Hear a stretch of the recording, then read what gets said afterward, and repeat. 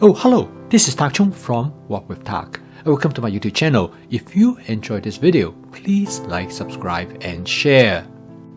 Stir frying is truly an amazing cooking technique because the range of how you stir fry is very large. For example, right here, I am stir frying this dish, which is a combination of broccoli and baby bok choy, and I stir fry it in a wok with non-stick coating. And this is a 14-inch wok, pretty much is a standard size. And to prevent scratching the non-stick coating on the surface of wok, I'm using a silicone wok spatula. And to season this dish, I use a relatively simple strategy. I use my basic seasoning mix. I stir fry this dish on my glass top electric stove, and I set the heat setting to about medium. My main goal is to get the dish cooked without generating too much oil film. My cooking in comparison to the professional chef is quite different. Here you notice that he used a very large wok, which is about probably 20 to 22 inch across. And also, he is cooked on a very powerful stove. Every time when he lifts the wok, you can hear the fire breathe like a jet engine. Now, on the surface, it seems like we are doing entirely two different things. In this video, I want to show you how the home cooking and the professional cooking is not that different. The point I want to push is that how can we learn from professional cook that we can apply to our home cooking? In this video, I'm going to show you Chef Liu. He cooks in a restaurant in Singapore, but he originally from Hong Kong. So he used the Cantonese style of wok cooking. The dish that he's going to cook here is a dish that is stir fry of crocodile meat with asparagus in a spicy sauce. But you can imagine that this actually is a template. Instead of crocodile meat, he could have used beef, chicken, or pork. I'm going to walk you through each step of this cooking process and demonstrate to you how he carried out this cooking task and why he performed such procedures. I'm going to show you also what are the equivalent in home cooking. Is it possible for us to achieve the same result? So okay, let's watch what he did, and then I'll explain each of the steps afterwards.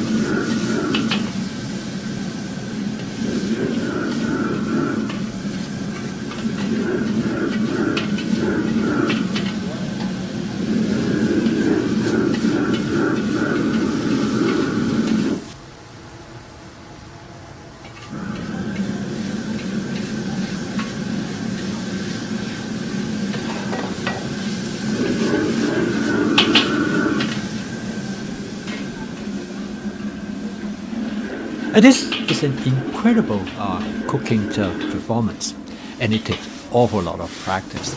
One thing you notice that he used a very large wok, even though the amount he cooked is actually quite small, and this demonstrates the scalability of a wok because the wok is a bowl shape. So the fire is concentrated at the bottom of the wok, so you can cook a large amount as well as a small amount. So in fact, it is erroneous for many people to think that if they're going to cook a small amount, they need to cook it in a small wok. In fact, then they shortchange themselves, because then if they want to cook a larger quantity, the wok will be too small to accommodate the food ingredients. So it is much better to have a larger wok than a small wok. Now in future video, I will show you that different cooking technique that actually do use a small wok instead of a large wok. So the first step, he puts a lot of oil in the wok first, and in some way it is like a spot seasoning method. He is priming the wok to create a non-stick cooked surface. He cooked this dish in 3 separate steps. The first step is that to fry the crocodile meat. And because of the high heat, he only need to fry it for a very short time. Now as you can see here, he used a lot of oil.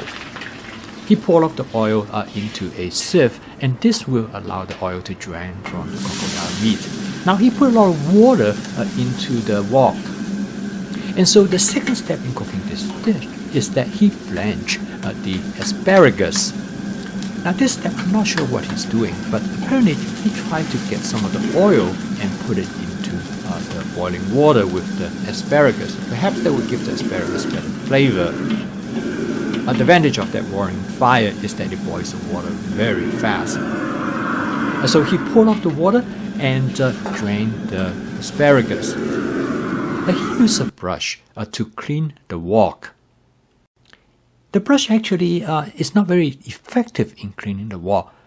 However, it is very, very useful to get the water out of the wok, so he can drive the wok very quickly under the high heat of the stove. So now comes the third part in cooking this dish. He started out with only a very small of cooking oil. He's going to start out by saute some garlic. This is then followed by mushroom and carrot. And within seconds, he put the asparagus back to the wok. Even though under this high flame, he has total control. He's going to season the dish very lightly. Now he's going to put the crocodile meat back to the wok. And now because of the high heat, he really have to stir the dish very well. And he started to add the different type of seasonings. He added some water, and he also added some other seasoning agents to finish off the dish. From this point on, you can see that the cooking is based entirely on pure skill and instinct. He used his wok spatula to dip different types of sauces to put into it. And the final step is that he adds some cornstarch solutions, and this will allow him to create a white sauce. Everything at this point is happening very quickly. And this is the reason that why when you cook at home, you never cook like this, because it will be too little time for you to season the dish. In most cases, I would advise to my students is that you can season the dish while you have the heat off. That will give you more time. And in the beginning, you will construct your flavor by adding a little bit of different seasoning at a time. And you do a taste test, and then you make adjustment accordingly. Once you become more experienced, then you can do it much quicker. So in summary, he basically cooked this dish in 3 different steps. Each step allows him to have better control of the texture of the food ingredients. Can you achieve the same outcome? Yes, of course you can. The only difference is that you will cook much slower. In a professional kitchen, speed is everything. But in our home kitchen, we can take a little bit time. But still, it is much faster than you will cook in any other ways. So instead of cooking this dish in 4 or 5 minutes, it might take you 6 or 7 minutes, which is not bad at all. I post a video each day to help you to make home cooking as part of your daily routines. If you'd like to learn more about my cooking system, please subscribe to this YouTube channel. Keep on cooking. I will see you tomorrow.